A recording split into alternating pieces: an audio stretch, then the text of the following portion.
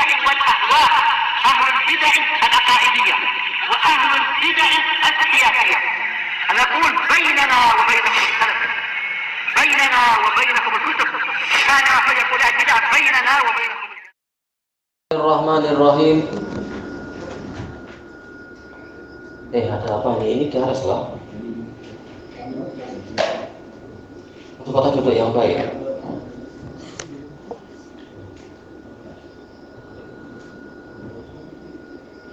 Baik.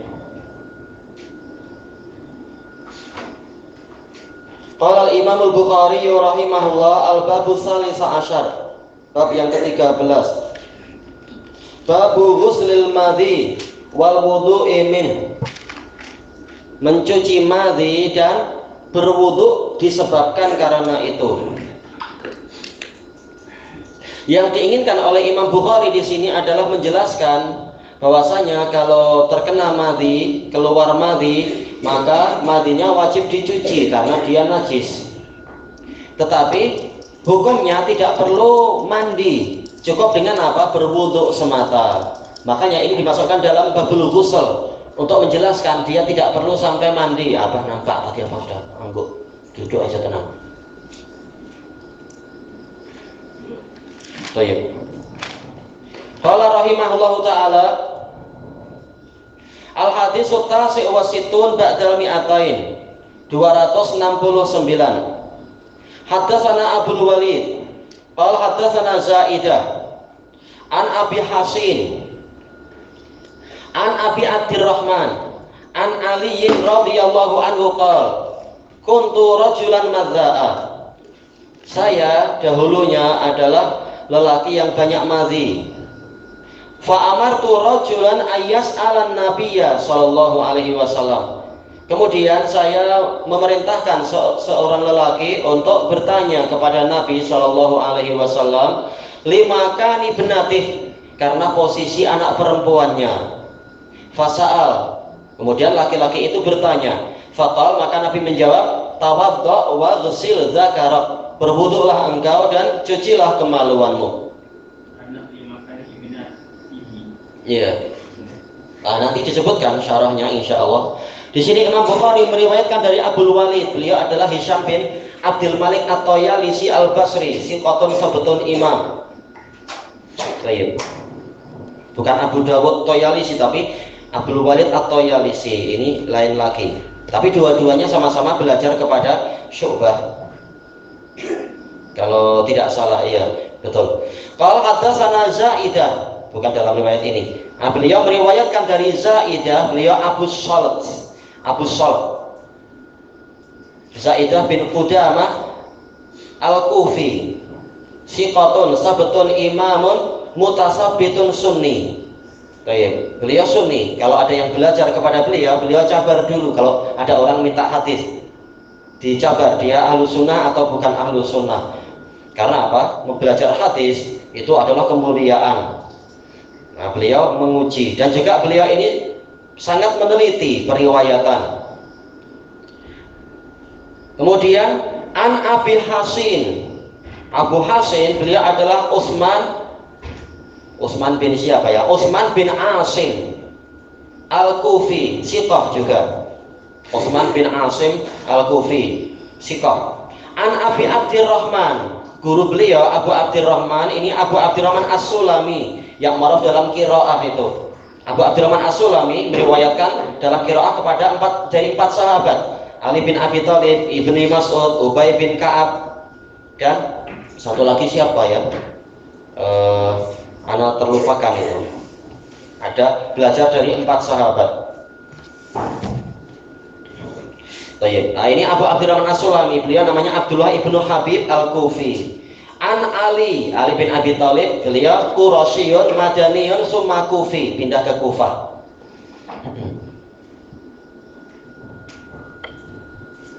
Oh ya, Utsman bin Affan, betul. Abu Abdurrahman As-Sulami meriwayatkan Al-Quran itu dari 4 sahabat. Utsman bin Affan, Ali bin Abi Thalib, Ibnu Mas'ud, dan Ubay bin Ka'ab. Toyib. Nah, Ali ma'ruf dengan gelaran yang sangat banyak, keutamaan yang sangat banyak. Ali yang rojulan muda. Iya, Ali bercerita, kuntu rajulan madza. Saya ini lelaki yang sering keluar madhi. Madza ini sighah mubalaghah, sering. Madhi ini adalah cecair yang dia itu halus, bening, dan dia itu lazij. Lazij itu apa? Lengket. Lengket itu apa? Melekit, ya, agak-agak melekit itu. Keluar tatkala sedang berpikir untuk jima atau di awal-awal di muqaddimah jima dan yang seperti itu, iya. Nah, terkadang tidak disadari untuk waktu keluar, kata Al-Hafidh. Ini yang madhinya. Baik. Kata apa? Tatkala sedang mula'abah, sedang apa? Bersenang-senang dengan istri, tapi belum sampai apa? Dukhul. Nah, entah apa istilah-istilah itu. Entah ya. Bolehlah istilah apa. Nah, ini fa'amar turajulan dalam riwayat yang lain, riwayat muttafaqun alaih, ini telah kita lewati hadisnya dalam kitab apa itu? Dalam kitabul wudu dan juga di dalam kitabul ilm. Kemudian saya memerintahkan, saya merasa malu dalam riwayat lain muttafaqun alaih. Saya merasa malu kepada Nabi SAW lima kanati benatih, karena posisi anak perempuannya. Dalam riwayat Imam Muslim, apa itu? Lima kani Fatimah, karena posisi Fatimah. Yaitu apa? Malu kalau langsung cerita ke Nabi, saya madhi banyak, ketahuan apa? Sering main-main dengan Fatimah. Tak masalah, suami istri halal. Bapak mertua Malu ceritanya, tanya ke bapak mertua sendiri.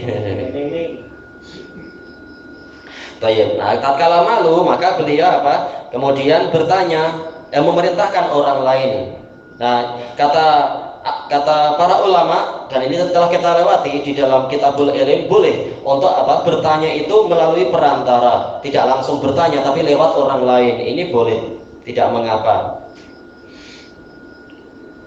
Nah, lelaki ini siapa? Beliau adalah Miqdad ibnul Aswad al-Kindi. Miqdad ibnu Amr ibnul Aswad al-Kindi. Hadis muttafaqun alaih.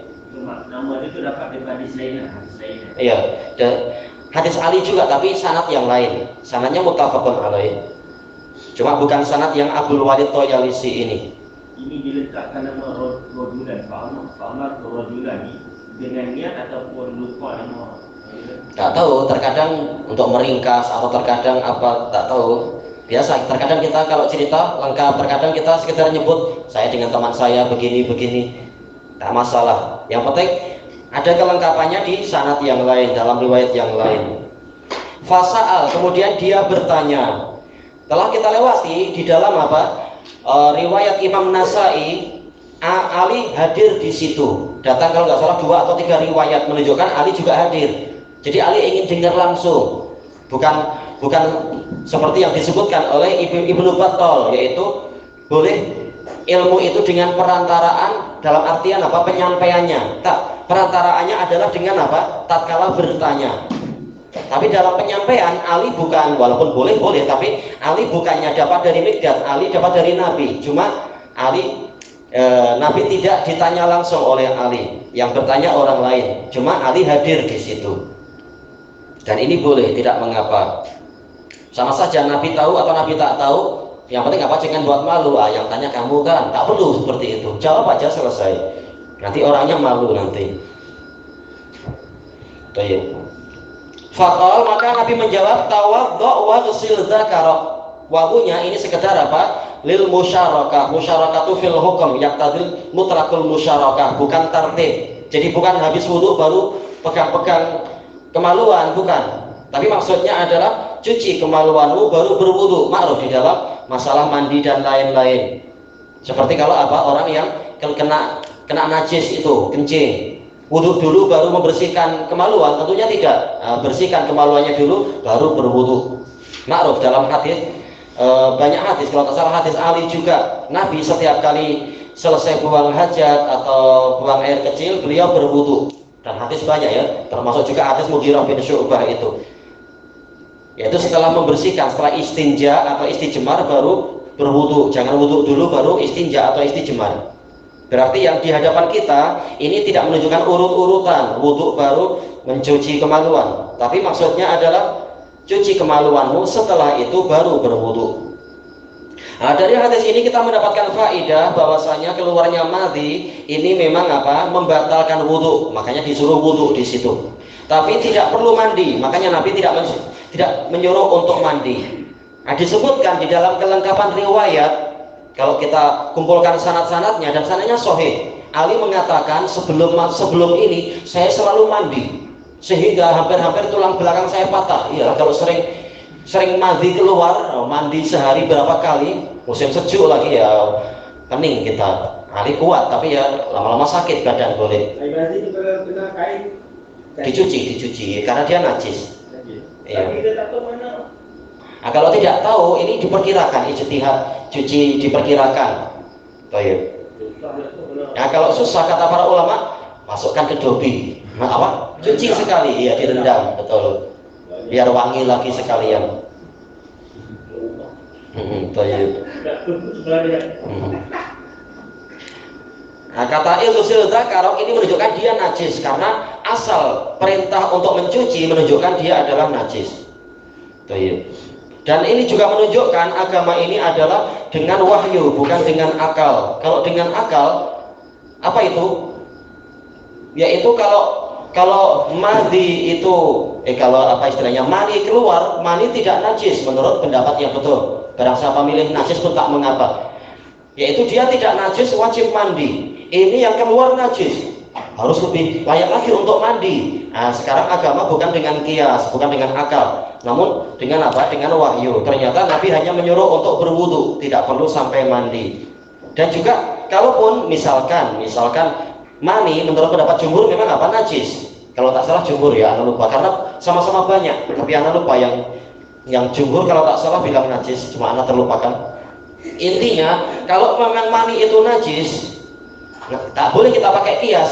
Mani najis wajib mandi, berarti ini madhi dia juga najis, berarti wajib mandi juga. Nah, tak boleh dikiaskan karena nas sudah ada, cukup berwudu.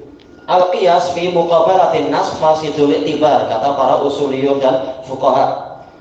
Kias kalau berhadapan dengan nas berarti kiasnya itu rusak, tidak terpandang. Baik, ilahuna wallahu a'lam. Subhanaka Allahumma wa bihamdika la ilaha illa anta astaghfiruka wa atubu ilaik.